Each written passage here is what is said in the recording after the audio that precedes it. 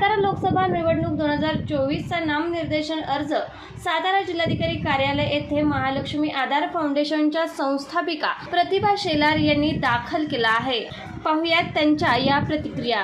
नमस्कार, मी प्रतिभा शेलार, महालक्ष्मी आधार फाउंडेशनची संस्थापिका। आज सातारा लोकसभा निवडणूक 2024चा अर्ज दाखल मी कलेक्टर ऑफिस सातारा येथे कलेक्टर साहेबांना दिलेला आहे आणि आजपासून माझी निवडणुकीची लढाई सुरू झालेली आहे। निवडणुकीच्या रिंगणामध्ये आता मी उभी आहे। लोकसभा निवडणूक आता साताऱ्यामधून 7 मेला आहे आणि या 7 मेपर्यंत माझं जे काम सगळ्यांना माहीतच आहे। मी संविधानावर कार्य करते आणि साताऱ्याचे जेवढे काही खासदार आतापर्यंत होऊन गेले, साताऱ्याचं काय त्यांनी उद्धार केला, काय विकास केला या संदर्भात आता सर्व सातारकरांना माहीतच आहे। तरी सातारकरांनी भरपूर मतांनी मला बहुमताने निवडून द्या आणि साताऱ्याचा विकास करण्यासाठी मला एक योगदान द्या।